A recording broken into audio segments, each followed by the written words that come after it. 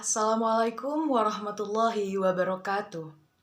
Halo adik-adik, selamat datang di video pembelajaran FKIP Universitas Jember. Bagaimana kabar kalian hari ini?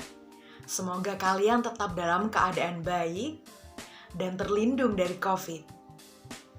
Perkenalkan, nama saya Hafidatul Maisarah NIM 1702101030076 dari Program Studi Pendidikan Biologi Universitas Jember. Pada video kali ini, kita akan membahas mengenai sistem klasifikasi makhluk hidup.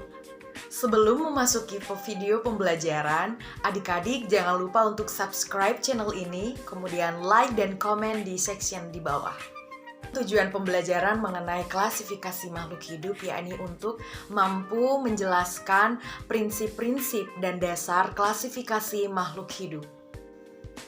Adik-adik, seperti yang telah kita pelajari mengenai keanekaragaman hayati di Indonesia di bab sebelumnya, kita tahu bahwa negara kita memiliki beragam flora, beragam fauna, dan juga ekosistem, serta proses-proses ekologis yang terjadi di dalamnya. Oleh karena itu, untuk mempermudah mempelajarinya, kita harus mengelompokkan makhluk hidup tersebut. Nah, dalam biologi kita mengenalnya sebagai klasifikasi makhluk hidup. Nah, apa sih klasifikasi makhluk hidup? Klasifikasi berdasarkan katanya berarti pengelompokan, sedangkan makhluk hidup adalah benda hidup yang memiliki ciri-ciri hidup atau karakteristik hidup. Karakteristik hidup itu apa saja? Misalnya dapat bernafas, kemudian dapat bergerak, kemudian mencari makan, berkembang biak, tumbuh, dan lain sebagainya. Tentu adik-adik sudah memahami mengenai ciri-ciri makhluk hidup sebelumnya. Nah, apakah adik-adik memahami mengenai pengertian klasifikasi makhluk hidup? Kalau adik-adik sudah memahaminya, kita masuk ke tujuan klasifikasi makhluk hidup. Yang pertama, untuk mendeskripsikan ciri-ciri makhluk hidup, untuk membedakan tiap jenis-jenisnya supaya mudah dikenal. Kemudian yang kedua, untuk mengelompokkan makhluk hidup berdasarkan ciri-cirinya. Kemudian yang ketiga, untuk mengetahui hubungan kekerabatan makhluk hidup yang satu dengan yang lainnya. Kemudian yang keempat, untuk memberikan nama makhluk hidup yang belum diketahui namanya. Dan yang terakhir, untuk mengetahui evolusi makhluk hidup atas dasar kekerabatannya atau hubungan kekerabatan antar makhluk hidup satu dan juga yang lainnya. Bagaimana? Apa bisa dipahami mengenai tujuan dari klasifikasi makhluk hidup? Kalau adik-adik sudah memahami, kita akan masuk ke manfaat dari kita mempelajari klasifikasi makhluk hidup ataupun manfaat dari pengelompokan makhluk hidup itu sendiri. Apa saja sih, Kak? Di antaranya yang pertama, untuk menyederhanakan objek pembelajaran yang beraneka ragam sehingga memudahkan kita dalam mempelajarinya, khususnya kita sebagai pelajar ya.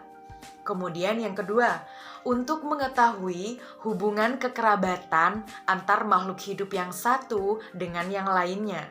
Nah, kemudian yang ketiga, untuk mengetahui manfaat dari organisme atau makhluk hidup bagi kita sebagai manusia.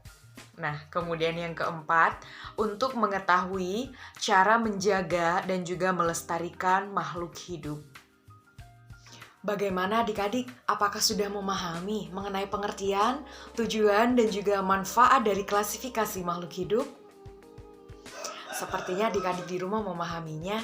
Kita masuk ke subbab selanjutnya ya, yakni mengenai dasar-dasar klasifikasi makhluk hidup. Ada 3 dalam dasar-dasar klasifikasi makhluk hidup. Yang pertama, yakni klasifikasi berdasarkan persamaan dan juga perbedaan yang dimiliki oleh makhluk hidup. Kemudian yang kedua, klasifikasi berdasarkan perbedaan anatomi dan juga morfologi dari makhluk hidup. Kemudian yang ketiga, klasifikasi berdasarkan manfaat, kemudian ukuran, tempat hidup, dan juga cara hidup dari makhluk hidup itu sendiri. Nah, Adapun cara-cara untuk mengklasifikasikan makhluk hidup berdasarkan ketiga dasar itu tadi. Yang pertama dalam proses klasifikasi makhluk hidup adalah kita melihat persamaan dan juga perbedaan yang dimiliki oleh makhluk hidup. Sebagai contoh, misal kita mengelompokkan kuda dan juga sapi sebagai mamalia karena mereka sama-sama memiliki kelenjar susu dan juga memiliki rambut. Nah, itu contoh sederhananya.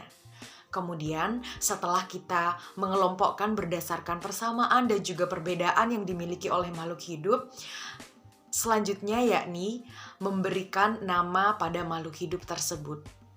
Cukup mudah bukan untuk mengklasifikasikan makhluk hidup? Apakah adik-adik di rumah memahami sejak tadi mengenai materi yang telah kakak paparkan? Kalau begitu, kakak lanjutkan ya ke sistem klasifikasi makhluk hidup. Nah, berdasarkan kriteria ataupun dasar-dasar klasifikasi makhluk hidup yang telah kakak paparkan di depan, terdapat beberapa sistem klasifikasi makhluk hidup. Ada 4. Yang pertama, sistem klasifikasi alami atau natural. Kemudian yang kedua, sistem klasifikasi artifisial atau buatan. Kemudian yang ketiga, sistem klasifikasi filogenetik. Dan yang keempat, sistem klasifikasi modern. Klasifikasi yang pertama yakni klasifikasi sistem alami ataupun natural. Nah, pencetus dari sistem klasifikasi ini adalah Bapak de Lamarck, yang mana sistem klasifikasi ini menghendaki terbentuknya kelompok-kelompok takson secara alami. Nah, klasifikasi ini didasarkan pada banyak sedikitnya persamaan-persamaan baik pada sifat-sifat morfologinya ataupun pada bagian permukaan luar tubuh dari makhluk hidup. Sebagai contoh, hewan berkaki 4, misalnya kuda, kambing, kemudian sapi dikelompokkan menjadi satu kelompok. Ataupun tumbuhan berbunga, tanpa melihat perawakannya atau habitusnya, misalnya jambu, kemudian melati, dan pepaya dikelompokkan menjadi satu. Itu merupakan sistem alami.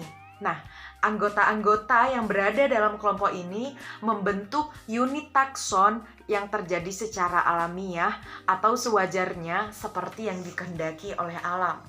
Sistem klasifikasi artifisial atau buatan merupakan sistem klasifikasi yang mengelompokkan makhluk hidup berdasarkan persamaan ciri yang ditentukan oleh peneliti itu sendiri.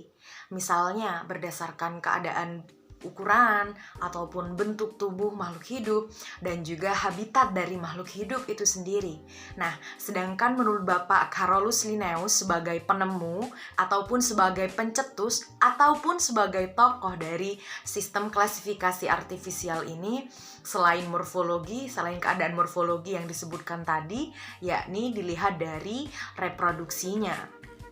Nah, kemudian sistem klasifikasi filogeni. Sistem klasifikasi filogeni ini didasarkan pada hubungan kekerabatan antar makhluk hidup satu dan juga makhluk hidup yang lainnya, di mana semakin dekat hubungan kekerabatan antara makhluk hidup satu dan lainnya, berarti semakin banyak persamaan-persamaan morfologi dan juga anatomi yang dimilikinya. Nah, pencetus dari sistem klasifikasi filogenik ini adalah Bapak Charles Darwin. Apakah bisa dipahami? Oke, sepertinya adik-adik sudah memahaminya. Kita akan masuk ke sistem klasifikasi yang terakhir, yakni sistem klasifikasi modern, di mana tidak hanya morfologi, tidak hanya anatomi yang kita lihat di sini, akan tetapi reproduksi, kemudian keadaan biokimianya, biokimia yang dikandung oleh tubuh makhluk hidup itu sendiri, kemudian kandungan kromosomnya, kemudian manfaatnya, dan lain sebagainya. Jadi sistem klasifikasi modern ini juga membutuhkan alat-alat yang lebih canggih untuk membedakan ataupun untuk mengelompokkan makhluk hidup di sekitar kita. Nah, dalam klasifikasi modern ini tercetuslah sistem klasifikasi 2 kingdom, 3, 4, 5, 6, 7 sampai 8 kingdom.